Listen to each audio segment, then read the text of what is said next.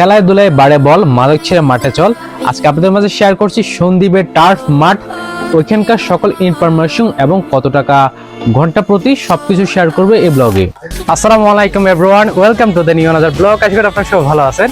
আজকে আপনাদের মাঝে শেয়ার করছি সন্দ্বীপ টার্ফ মাঠ। এই মাঠটা অবস্থিত মুচপুর ৮ নং ওয়ার্ড হাতিমবাজি টেমাতার পূর্বে। আমি গিয়েছিলাম একজন প্লেয়ার হিসেবে, আমার সাথে ছিল একজাক তরুণ যাদের খেলার মান এবং স্কিল অনেক ভালো দেখলাম। সত্য বলতে টার্ফ মাঠটা ক্যামেরাতে কতটুকু বড় দেখা যাচ্ছে জানি না, বাট প্রকৃতপক্ষে এই মাঠটা অনেক বিশাল একটি মাঠ। এই মাঠটাতে প্রতি ঘন্টা হচ্ছে বিকাল সময়টাতে 1200 টাকা এবং রাতে হচ্ছে 1400 টাকা করে। মাঠে দেখলাম অনেক তারকা প্লেয়ারের ছবি রয়েছে, যেমন মেসি, রোনালদো এবং বাংলার হামজা চৌধুরী এবং আমার ফেভারিট প্লেয়ার নেইমার জুনিয়র। এই মাঠটা চার প্রান্তে ছিল গ্রাম্য পরিবেশ এবং শহরের কোলাহল ছিল। শব্দ দূষণ ছাড়াই গ্রামের পরিবেশে এই ধরনের একটা মাঠে খেলার ফিলিংসটা ছিল অন্যরকম।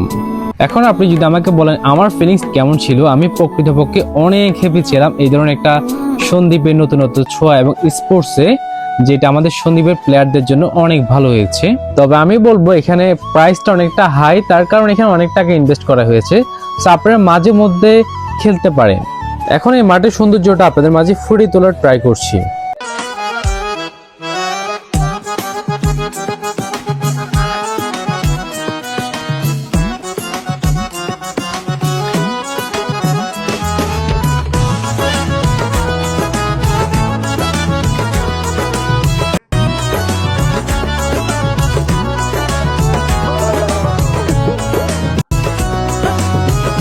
এই মাঠের কর্তৃপক্ষকে জানাচ্ছি আমার তরফ থেকে ধন্যবাদ এবং আমাদেরকে এত সুন্দর একটা মাঠ উপহার দেওয়ার জন্য।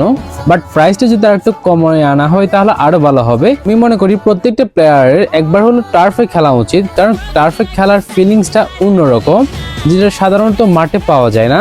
আমি যেহেতু একবার ট্রাই করেছিলাম, আমার থেকে অনেকটা ভালো লাগছে। আমি স্পেশালি ধন্যবাদ জানাবো কাজী আরাফাত ভাইকে আমাকে এত সুন্দর একটি খেলাতে ইনভাইট করার জন্য। আমিও যেহেতু খেলেছিলাম তাই খেলার ফুটেজগুলো নিতে পারিনি। ফাইনালি আমরা খেলাটা শেষ করি এবং খেলা ঘন্টা শেষে পরপরই বাঁশিটা দিয়ে দিবে। খেলা শেষ করে আমরা সবাই গ্রুপ ফটো তুলি এবং অনেকগুলো স্থেটিক ফটো তোলার পরে ফাইনালি আমরা বিদায় নিই এখান থেকে।